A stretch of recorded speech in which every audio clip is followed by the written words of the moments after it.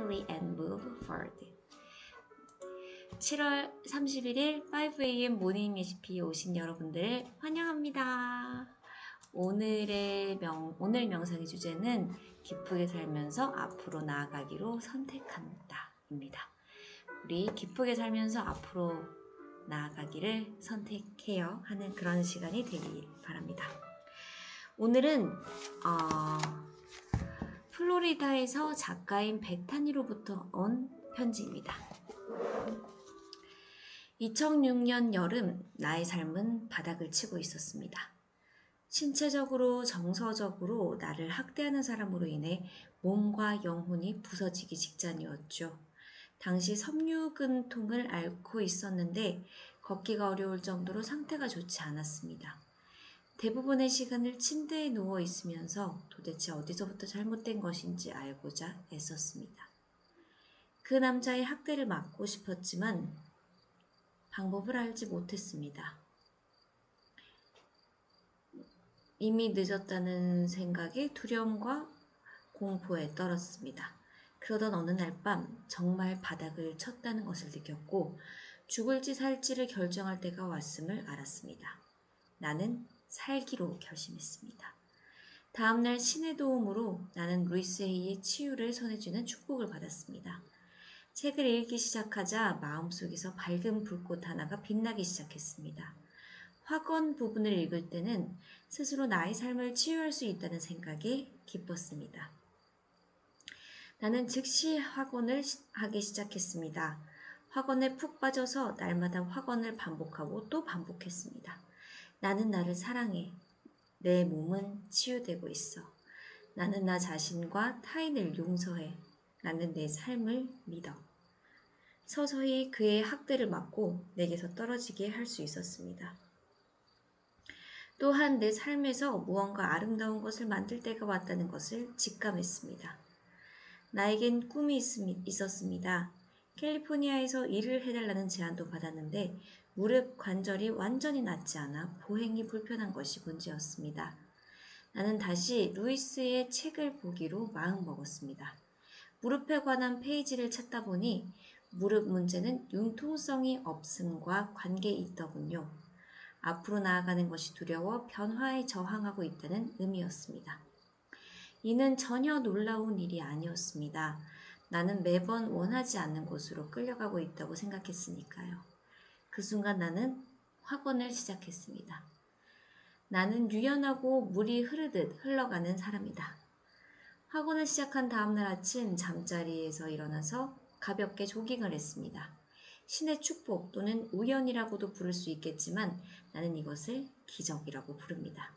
내 무릎은 완전히 나았습니다. 그 다음 주에 캘리포니아로 이사하고 나서 처음으로 영혼이 자유로워졌습니다. 그리고 곧 모든 꿈들이 현실이 되기 시작했습니다. 나는 지금 작가가 됐습니다. 이전에는 이미 죽었다고 생각했던 내면의 불꽃이 아주 환하게 빛나고 있습니다.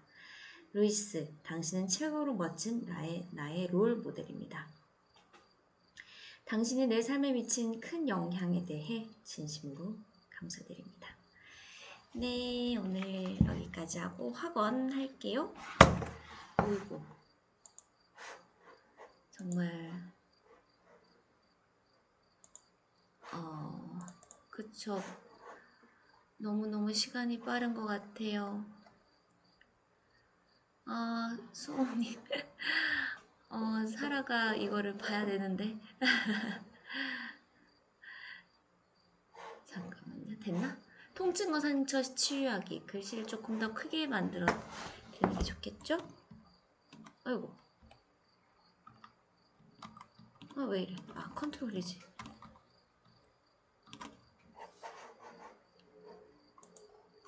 자, 함께 함께 해요. 통증과 상처 치유하기.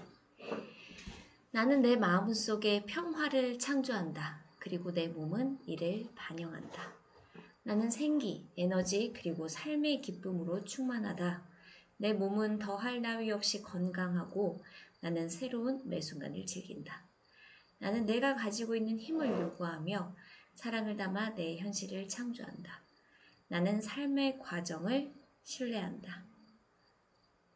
나는 내 자신의 몸, 마음 그리고 감정을 다정하게 돌본다. 나는 내 삶에 책임을 진다. 나는 자유롭다. 나는 내 몸을 사랑한다. 나는 나 자신을 사랑한다. 모든 것이 좋다. 나는 모든 새로운 경험을 쉽게 잘 소화해낸다. 그리고 그것들을 내 삶의 일부로 기꺼이 받아들인다. 있는 그대로의 내가 되어도 안전하다. 나는 내 패턴을 보며 변화하는 것을 선택한다. 나는 기꺼이 내 한계를 뛰어넘는다.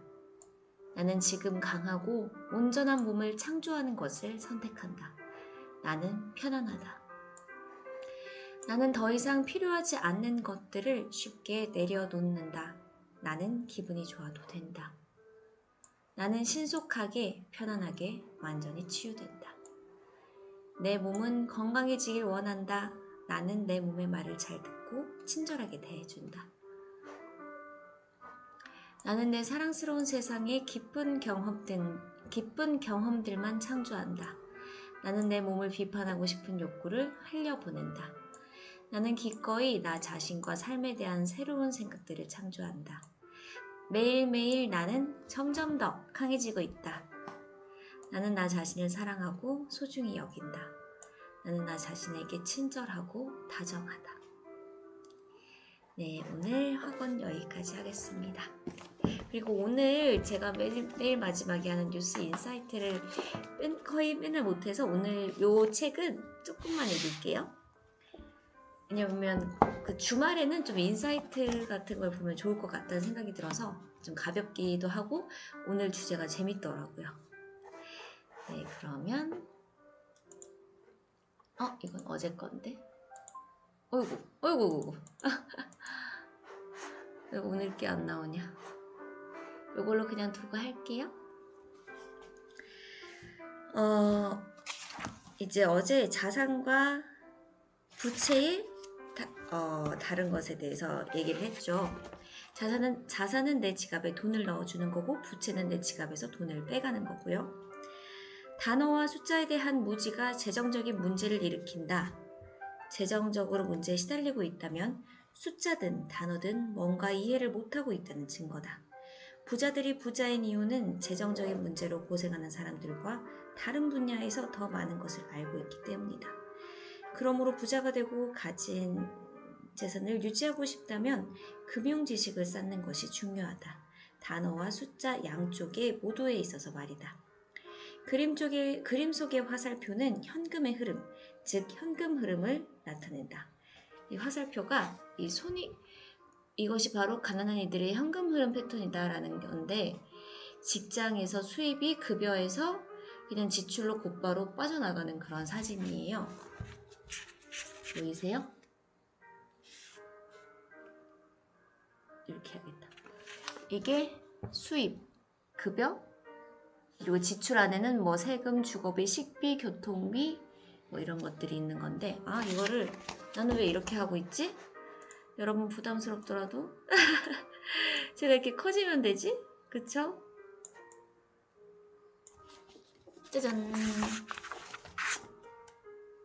이것이 가난한 자들의 현금 흐름이래요. 직장 수입이 곧바로 지출을 거쳐서 나가는 거. 무슨 얘기인지 더 읽어볼게요. 어디까지 했지? 숫자는 그 자체만으로는 별 의미가 없다. 맥락을 벗어난 단어도 마찬가지다. 중요한 것은 스토리다. 금융분석에서 숫자를 읽는다는 것은 스토리의 플롯을 찾는 것, 즉 현금이 흘러가는 내용을 파악하는 데 있다. 대부분의 가정이 그리는 금융 스토리는 열심히 일해서 앞서간다는 것이다. 그러나 이 같은 노력은 대개 부질없는 결과로 끝나는데, 왜냐하면 그들은 자산이 아니라 부채를 사들이기 때문이다. 이제 가난한 이들, 중산층, 그리고 부자들의 현금 흐름을 각자 살펴보자. 그런데 중산층의 현금 흐름 패턴을 보면 가난한 이들의 현금 흐름 패턴은 손익계산서에서 이렇게 그냥 급여에서 급여가 지출로 끝나는 거. 자산과 부채는 아무런 뭐 플러스 마이너스가 없고요. 중산층의 현금 흐름 패턴은 수입이 이제 급여를 통해서 수입이 들어오면 먼저 이렇게 가서 집을 사놓은 그런 것들, 주택융자, 자동차융자, 신용카드 부채, 학자금 융자 이렇게 갖춰서 가는데 이게 이 부채 이꼴 그냥 지출이라는 건가? 그리고 부자들의 현금 흐름 패턴은 수입이 일단 달라요. 임대료 수익이 있고 그 주식 배당금이 있고 이자가 있고 로열티 뭔가 저작권이나 뭐 나에 대한 뭐 그런 거겠죠. 그리고 나의 자산이 또다시 수입으로 들어가는 거고 지출은 그냥 지출인 거고 그렇군요. 다시 좀 작아지겠습니다. 제 얼굴이 전 너무 크게 보여가지고 부담스러워요. 네. 앞의 그림들은 분명 단순화된 것이다. 누구든 의식주와 일상생활에 돈이 들어가기 마련이기 때문이다. 이 그림들은 가난한 이들과 중산층 그리고 부유한 이들의 현금 흐름을 보여준다. 그리고 현금 흐름을 통해 우리는 사람들이 돈을 어떻게 다루는지 그 스토리를 파악할 수 있다. 내가 미국 최고 부자들의 스토리로 설명을 시작하는 것은 돈이 모든 문제를 해결해 줄 것이라는 생각이 얼마나 잘못됐는지를 보여주기 위해서다. 나는 사람들이 어떻게 하면 빨리 부자가 될 수 있는지 혹은 어디서부터 시작해야 하는지 내게 물을 때마다 몸을 움찔거리게 된다. 또 이런 말도 자주 듣는다. 난 빚이 있기 때문에 더 많은 돈을 벌어야 한다. 하지만 돈을 많이 번다고 해서 문제가 해결되는 것은 아니다. 어쩌면 그것이 오히려 문제를 더욱 악화시킬 수도 있다. 돈은 종종 우리가 지니고 있는 인간적인 약점을 드러내고 우리가 모르고 있던 것을 폭로한다. 그래서 갑자기 뜻밖의 현금을 갖게 된 사람들, 즉 유산을 상속받거나 임금이 인상되거나 복권에 당첨된 사람들이 얼마 안가 예전과 똑같거나 혹은 그보다도 더욱 어려운 상황으로 돌아가는 것이다. 돈은 우리의 머릿속에서 움직이고 있는 현금 흐름 패턴을 가속화할 뿐이다. 만일 당신의 패턴이 가진 돈을 모두 소비하는 것이라면 현금의 증가는 결국 소비의 증가로 이어지기 쉽다. 그래서 이런 말도 있지 않은가? 바보는 돈이 생기면 흥청망청 써버린다. 이게 오늘의 주제였던 것 같네요. 오늘 여기까지 하고요. 제가 정말 이번 달에 특히 지출이 많았던 것 같은데 물론 병원비가 대부분이긴 하지만 뭔가 상당히 찔리네요.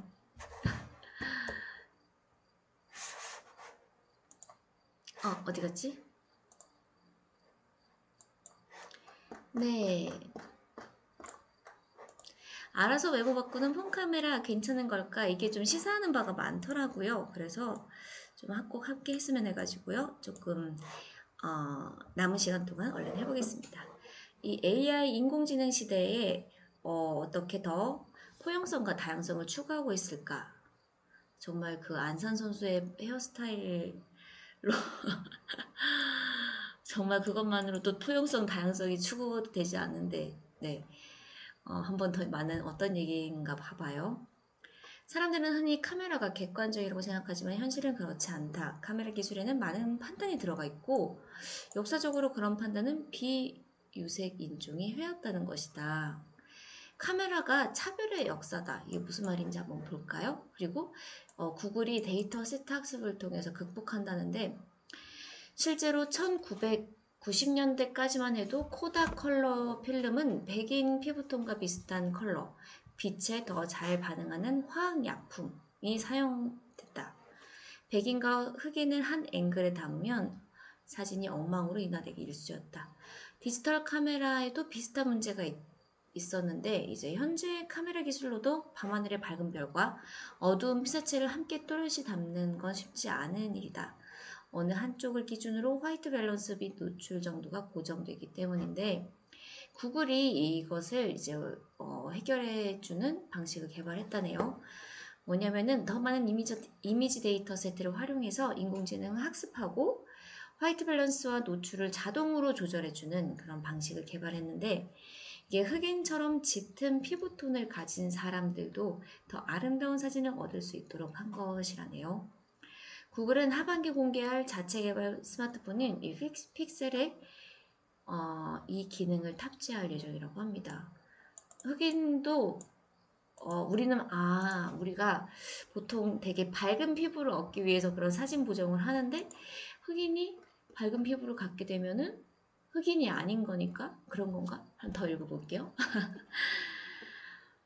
중요한 건 이런 문제에 접근하는 구글의 태도라고 할 수 있는데 플로리안 코닉스버거라는 이런 구글 프로덕트 마케팅 디렉터는 이건 기술자들이 해결해야 하는 문제고 사용자가 스스로 외모를 바꿀 것이 아니라 우리가 도구의 작동 방식을 바꿔야 한다.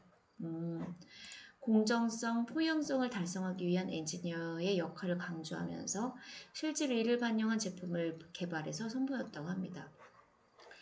백인과 흑인이 이렇게 사진을 찍으면 흑인들의 얼굴은 더 잘 보이지 않는 그런 일들이 생기는 거죠.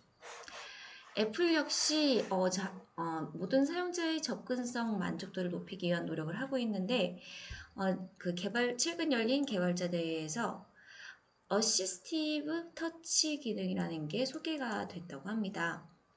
이 기능은 장애인, 노인 등 거동이 불편한 사용자가 애플워치 화면을 터치하지 않고도 시계를 조작할 수 있도록 만들어주는데 손을 폈다가 움켜쥐는 동작, 엄지와 검지를 붙였다 떼는 동작, 손목을 터는 동작으로 간단한 기능을 시작하거나 종료할 수 있는 방식이라고 합니다. 또 손목에 찬 시계를 여러 방향으로 기울여서 화면 속의 커서를 이렇게 하나 보죠. 5월 20일에 출시한 사인타임 서비스 역시 장애인 접근성을 높이기 위한 서비스인데 청각장애인과 수화 통역사를 1대1로 원격 연결해서 애플 스토어에서 제품을 사거나 수리할 수 있고 현재 미국, 영국, 프랑스에서 활용 가능하며 서비스 가능 국가를 계속 확장해 나갈 예정이라고 합니다. 애플은 올해 WWDC에서 휠체어를 탄 연사가 실외에서 새로운 기능을 설명하는 그림을 연출하기도 했는데 이런 애플의 프로덕트 디자인 디렉터가 과거에도 그 개발자의 키노트에 출연했지만 강당 내부가 아닌 실외는 처음이었다고 합니다. 애플 캠퍼스가 장애인의 이동권을 보장하는 구조로 설계되어 있다는 것을 분명히 보여주는 장면이었다고 하네요. 그러면 왜 포용성이 중요한가를 봤더니 이 평행성은 많은 경우 직접 경험한 뒤에야 인지할 수 있다. 그렇죠. 맞아. 일단 읽을게요. 이 진짜 너무 공감한다. 직접 경험한 이후에야 인지할 수 있다. 구글, 애플 같은 실리콘밸리 기업들이 다양한 경험, 배경을 가진 인재를 채용하려고 노력하는 이유가 여기에 있다. 앞서 언급한 흑인, 장애인 포용 사례가 잘 와닿지 않는다면 동양인이 배제되는 상황을 떠올려 보면 된다. 다양한 인종적 특성이 제대로 고려되지 못해 동양인에게 맞지 않는 제품이 개발되는 사례가 대표적이다. 예컨대 헬멧의 경우 동양인은 백인에 비해 머리 모양이 둥글고 좌우폭이 넓기 때문에 사실 동양인이 백인에 비해 머리가 크죠. 좌우폭이 넓죠. 서양인 기준으로 개발하면 동양인에게 맞지 않는다. 이런 시행착오를 거쳐서 스미스, 루록 같은 헬멧 브랜드는 동양인 사이즈를 별도로 출시하고 있다. 이 과기대 카이스트 교수가 사회의 여러 영역에서 기술은 대체로 효율성과 편리성을 증진하려는 목표로 도입이 되는데 더 많은 사람, 더 큰 시장을 위한 제품을 개발하는 대량 생산, 대량 소비 시스템에서는 주류와 다른 특성을 지닌 사람은 불편할 수밖에 없는 구조. 주류가 아니라면 불편할 수밖에 없는 구조라는 거죠. 그래서 이 최 교수는 기업이 기술 개발을 할 때도 소비력이 약한 소수는 소외되거나 고려되지 않는 일이 많다.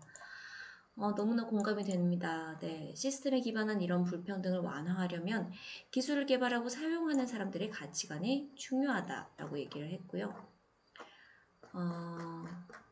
요 밑에까지 젠더 이슈까지만 할까요? 애플의 자율권 원칙이라는 건데 제품이나 서비스가 다양성이나 포용성을 갖추길 바란다면 그 제품 및 서비스를 만드는 팀 자체를 다양성으로 갖춘 사람들로 구성할 필요가 있다. 의도치 않은 배제는 다양성 부족에서 비롯된다는 게 실리콘밸리 빅테크 기업들의 공통된 인식이다. 애플은 모두에게 자율권을 주고 모두를 기쁘게 하라는 앱 개발의 대원칙을 제시하고 있고 앱스토어에 앱을 올리는 앱 개발자들을 위해서는 휴먼 인터페이스 가이드라인이라고 부르는 지침을 세워뒀다.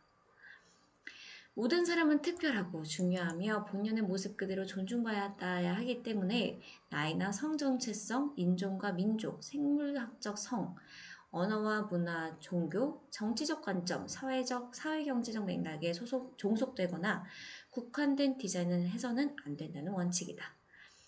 구글 역시 이번 구글 개발자 회의에서 이 스마트 캔버스라는 새로운 협업 도구를 발표하면서 포용적 언어 기능을 추가하며 젠더 포용성을 개선하는 움직임을 보였다는 겁니다. 이 스마트 캔버스는 구글 문서 도구, 스프레드시트, 프레젠테이션, 구글 밋 등의 기능이 연동된 종합 업무 협업 툴인데 문서의 특정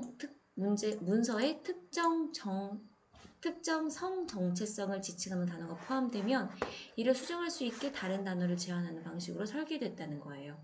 예컨대 의장을 뜻하는 체어맨이라는 단어를 쓰면 스마트 캔버스가 이 단어를 자동으로 인식해 체어퍼슨 혹은 체어를 제시한다고 합니다. 이게 맨만 되기 때문에 그렇게 바쁘나 봐요. 알아서 다양성을 포용하는 단어로 바꿔준다는 뜻이죠. 재밌네요. 요거 나머지는 딱 다음 주에 하면 될 것 같습니다. 여러분의 댓글이 그렇게 많지 않으면 좀 더 볼까요? 보자. 댓글 상황을 봐서 봐야겠다 그냥. 네, 오늘 여기까지 할게요. 네.